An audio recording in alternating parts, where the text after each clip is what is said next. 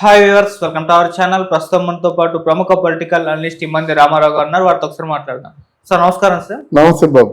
Sir, AP రాష్ట్ర ఆర్థిక వ్యవస్థ పైన శ్వేతపత్రాన్ని తొందరలో చంద్రబాబు నాయుడు గారు రిలీజ్ చేయబోతున్నారు. సార్, అయితే ఈ శ్వేతపత్రంలో చంద్రబాబు నాయుడు గారు ఈ అప్పులు ఏదైతే ఉందో ఏపీ రాష్ట్రం వ్యాప్తంగా ఉన్న అప్పుల్ని చూసి ఆయన కంగు తిన్నారు అనే ఒక వార్త ప్రచారంలో ఉంది. అంత మొత్తంలో వైసీపీ అప్పులు చేసిందని అంటున్నారు. నిజంగా మరి అప్పులు ఎంత చేశారు, ఈ శ్వేతపత్రంలో అసలు ఏముంది, మీరేం చెప్తారు సార్ దీని గురించి? ఈరోజే ప్రవేశపెట్టారు అన్నమాట అసెంబ్లీలో. తాజా వార్త అన్నమాట ఇది. మనం గతంలో చెప్పుకున్నాం. అది కేంద్ర ప్రభుత్వం దృష్టిలో ఆంధ్రదేశం చేసిన అప్పు ఎంత అంటే నిర్మలా సీతారామన్ గారు 2 లక్షల కోట్ల పైచిలుకు అని చెప్పారన్నమాట. అది కేంద్ర ప్రభుత్వం ఇచ్చింది. మిగతా తనఖాలు, తాకట్లు, ఈ మధ్య మీద అప్పు చేసింది ఎంత చూసినట్టయితే అప్పుడు 12 లక్షలు అనుకున్నాము. ఈ లెక్కలు చూసి అథారిటేటివ్గా చెప్తుంది ఏమిటంటే 13 లక్షల కోట్ల పైచిలుకు అని చెప్తున్నాడు అనమాట. దీనికి సమాధానం చెప్పాలి జగన్మోహన్ రెడ్డి కంపెనీ. లేకపోతే చార్టెడ్ అకౌంటెంట్ కదా విజయసాయి రెడ్డి గారు చెప్పినా బాగానే ఉంటుంది. లేకపోతే దొంగలుగా మిగిలిపోతారు. అవినీతి పరులుగా కాదు, దొంగలుగా మిగిలిపోతున్నారు. దీనికి సమాధానం చెప్పాలి. సమాధానం మన ఇది కూటమి కూడా, బీజేపీ కూటమి కూడా, ఎన్డీఏ పార్టీ కూటమి కూడా దీన్ని నిగ్గు తేల్చాలి. ఎందుకంటే నేను ఎంత గట్టిగా చెప్తున్నాను, అవినీతి చేసేసి చేతికి అందిన చోట ప్రతి ఒక్క చోట కూడా అప్పులు చేసేసి 13 లక్షల కోట్ల రూపాయలంటే ఏమిటండి?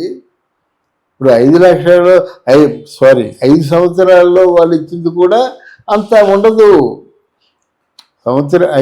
సంవత్సరానికి 2 లక్షల కోట్ల రూపాయలు చొప్పున వాళ్ళు కేటాయించినట్టయితే ఒకవేళ 10 లక్షల కోట్లు అవ్వదు. అంటే ఇలా కేటాయించగలిగితే వాళ్ళు కేటాయింపులన్నీ సమయానుసారంగా వాళ్ళు కేటాయిస్తారు. నేను ఇచ్చిన డబ్బు మీరు ఖర్చు పెట్టారనే నమ్మకం నాకు కలిగినట్టయితే ఫర్దర్గా మీ వర్క్ ప్రొసీడ్ అవ్వడానికి నేను ఇస్తాను. అక్కడ ఆర్థిక శాఖ ఎవరైతే చూస్తున్నారో వాళ్ళు ఓకే అంటారన్నమాట.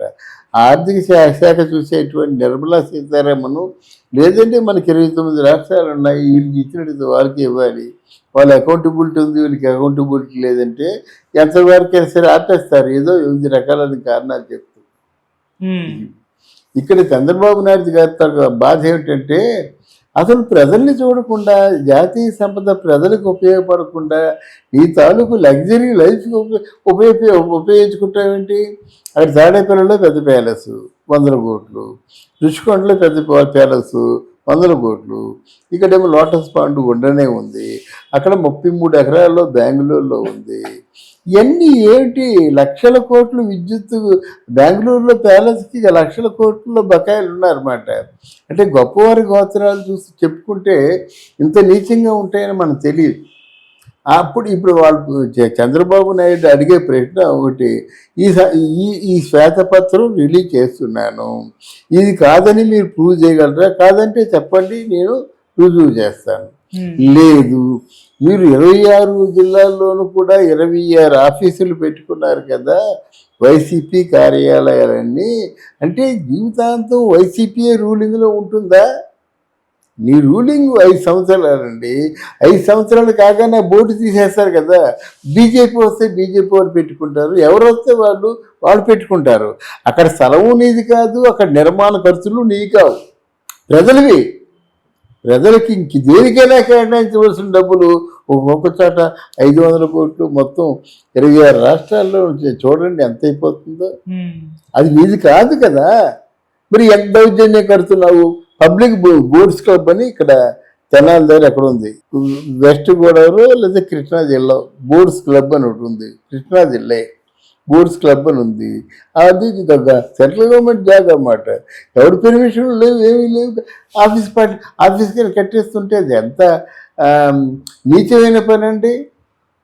దానికేమో తెలుగుదేశం వాళ్ళేమో అంటే డాక్యుమెంటల్ విట్నెస్తోనే వెళ్ళారు, కూలగొట్టారు, దాన్ని గుండె బాదుకుంటున్నాడు. అందువల్ల జగన్మోహన్ రెడ్డికి బాగా మూడింది. ఈ శ్వేతపత్రం రిలీజ్ చేస్తే డబ్బులు రికవర్ చేసుకునే అవకాశం లేదు, కానీ బట్ గవర్నమెంట్ మాత్రం లెక్క చెప్పడానికి అవకాశం ఉంటుంది. అవును. ఈ డబ్బు మళ్ళీ రికవర్ చేసుకునే అవకాశం ఉంటే ప్రతి ఒక్కరు కూడా ఒడి జాగ్రత్త చూసుకునే పని చేస్తాడు. బ్యాంకుల్లో ఉన్నారండి, డబ్బు ఎత్తుకుపోయారండి. ఆడు దేశంలో ఏ మూలలు ఉన్నప్పుడు కూడా వాడి జీతం మొత్తం వాడు ప్రావిడెంట్ ఫండ్ మంచి చెడ్డ రాసులు దర్యాప్తు చేస్తూ ఆయన జప్తు చేస్తూ తీసుకొని అది రికవర్ చేస్తారు. అటువంటి రికవరీ వ్యవస్థ రాజకీయాల్లో కూడా ఉంటే బాగుంటుంది. ఎందుకంటే ఈ డబ్బు ఎవరికి చెందిన డబ్బు కాదు, ప్రజలకు చెందింది. కానీ ప్రజలకు అప్పచెప్పారన్నమాట. అంత డబ్బు కూడా కైవసం చేసుకున్నప్పుడు దానికి సరిసమానంగా డబ్బులు తీసుకోవాలి, లేకపోతే ఆ అమౌంట్ కూడా సమాధానం చెప్పాలి. అటువంటి వ్యవస్థ వస్తే బాగుంటుంది. ఇకపోయినట్టయితే జగన్మోహన్ రెడ్డి గారు కొత్తగా ఒక ప్లాన్ వేశాడు, అది మరో వీడియోలో చెప్పుకుందాం.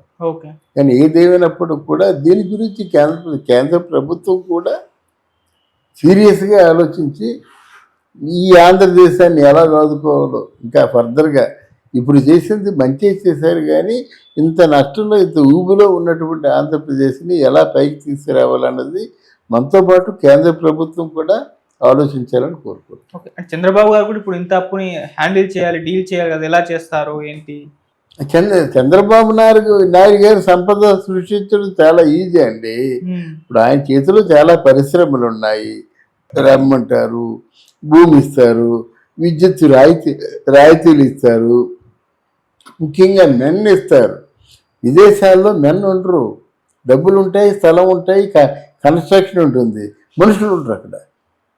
అంతే కదా మన భారతదేశం నుంచి హైర్ వెళ్ళిపోవడం అక్కడికి మనుషులు బట్టే, అంటే ప్రొఫెషనల్ ఎఫిషియన్సీ ఉన్నటువంటి మనుషులు దొరకరు మనకి.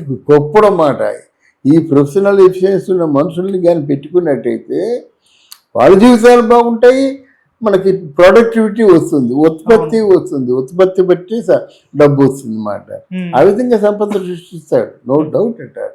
అంటే ఆయనకి ఆలోచన అంతగా లేకపోవచ్చు, కానీ పవన్ కళ్యాణ్ ఆవేశం ఉంది, కార్యాచరణ ఉంది. ఆయన ఆవేశంతో కొన్ని పనులు సక్సెస్ అవుతాయని నేను అనుకుంటున్నాను. సార్, ఈ శ్వేతపత్రం పైన మరి వైసీపీ నుంచి జగన్మోహన్ రెడ్డి గారి దగ్గర నుంచి కూడా ఎలా రియాక్షన్ వస్తున్నాయి సార్? ఎలాంటి దీని క్వైట్ ఆపోజిట్ లో వాళ్ళు ఒక శ్వేతపత్రం రిలీజ్ చేస్తారు. మేము ఏదో ఆయన పేరు మన విజయసాయి రెడ్డి అయినట్టుగా ఆ వెంకటేశ్వరుడు పాదాల సాక్షిగా నేనంతా నిజమే చెప్తున్నానని చెప్పి ఆయన అబద్ధాలు చెప్పాడు.